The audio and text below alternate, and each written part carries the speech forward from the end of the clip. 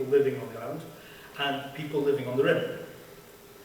And that automatically sets into motion a certain political divide, because obviously the people who are in the middle are central, and the people who are on the outside are literally peripheral. And then you have certain problems. You start thinking, okay, all right, I happen to know the climate, that it rains, there's a kind of monsoon in this particular world, which I know for other reasons. Which means a lot of rain falls in this thing very, very quickly. Now obviously, if you have a lake trapped inside a volcano, then the water level is going to rise. Now if you happen to have lots of palaces built around the rim, the last thing you want is, you know, like some kind of very badly constructed Venice, for every year the palaces to become flooded. Now that means that you're going to actually have to build a way of regulating the water level. And since there's only one way in and out of this place, which we already know, that means you actually have to cut a channel that allows you to actually empty the water out. At that point, I mean, I studied maths at university, so at that point I decided I was going to actually, this is where the madness starts getting a bit mad. I started calculating, you know, the water and the flow of the water. And what I actually worked out was that they need, because obviously this is a caldera, it's made from basalt, you know, because it's lava, spilt lava and so on, which is very hard stone. And I realized that you actually have to build a channel, and you had to cut it through about 1 kilometer of stone. And because I knew the height of the water and various things, I could work out, well, I worked out what the height of the water was for it to be able to drain. I then worked out the amount of labour that was required to actually cut the stone channel. And it turned out that this was actually something like the equivalent of building 10 pyramids, the amount of stone that had to be cut and moved. Now that automatically implied that they must have had a slave labour force that actually was incredibly massive. And also that this thing would have taken a long time. And automatically, you can see there that you're already starting to get all kinds of political notions, you know, because these people wouldn't have done this. The people on the inside are too rich and there's too few of them, and they're not going to be sitting there digging this channel. So obviously the people who are digging the channel are not doing it for their own good. And so there you're starting to see a certain political structure. You've got the people in the centre who are, I've got people around the outside. The people in the centre are more central, but then the people on the outside control the access of the people in the centre to the outside.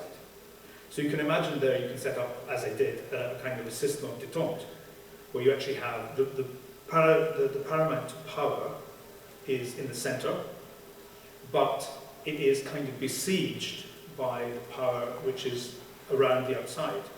And then there's a third power that actually manages the interaction, the movement in and out of the passage that links this caldera to the outside world. So if you take something else like climate, for example, I think it's very important. One of the things that I was very interested in was getting the geology of my landscape to work. I mean, the fact that my central notion, one of my central notions was the fact that there was this caldera. I mean, that is already a geological notion. So when you start thinking in those terms, I actually went and I consulted a professor of geology, and together we worked on landforms and tried to kind of work out where they would have come from. You know, there's a limestone plateau that rises and wherever, and this means that it has certain implications, because if it's made of limestone, the water doesn't sit on the surface, which means it percolates down and comes out the outside. So around the edges of this plateau would be lots of rivers, but the plateau itself would be incredibly dry. There, for example, you have another example where you actually, again, the only way you can have agriculture on a plateau of that kind is by actually lifting water from underneath the plateau, which is, again, a vast amount of labour. So everything is pointing towards the fact that there's a huge population of slaves. And the climate then becomes very important, because if you take something like the contrast between Europe and India, one of the reasons that India, they've got a very different kind of religious mentality than we have, is because of the fact that the monsoons, they come whenever they come. And the country is basically turning into a desert until the monsoons come. If the monsoons come too late, you lose your crops and you have famine. If they come too early, they soak the crops, get flooded, whatever, and you lose your crops and you have famine. So the point is that basically your entire focus, if you live in India, is on the monsoon coming in. And it's something you have no control over. Which means that it's very easy for you to worship gods who are basically going to be, they completely control your life, and your entire, the way you deal with them is by submission. Because fundamentally, if you piss them off, and the monsoon comes too late or too early, you're screwed. Now that obviously has a completely different, in Europe, where it just kind of rains all the time. We just don't have that. We just don't have that kind of attitude towards climate. So, just having a basic, if you're creating a world, if you have a basic idea of the climate, where does it come from? You know, when does the rain fall? What are the temperature zones? How hot does it get? And you can do this by, as I did, by comparing it, just get an atlas and look at various things, and you say, all right, I think this city is on this latitude, and then you look vaguely at what the weather is like for that latitude, and that gives you a certain temperature.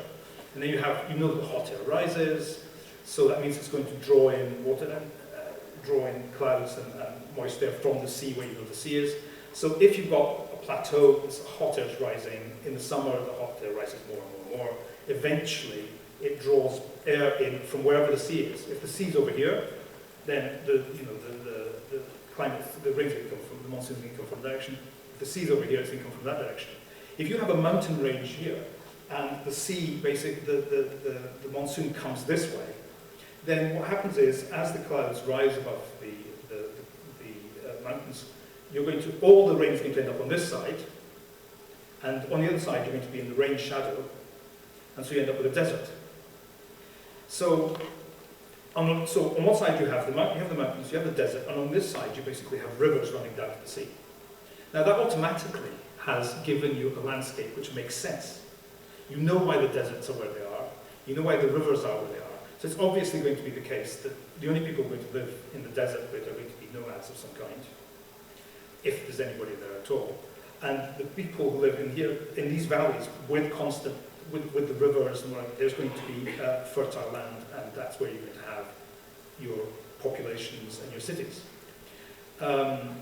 So just using techniques like this, it's much better than you just go, all right, I want a mountain here, and I have a desert there, and this is a jungle, and this is a marsh, and this is the marsh of disaster, and this is the desert of extreme heat, and these are the mountains of doom.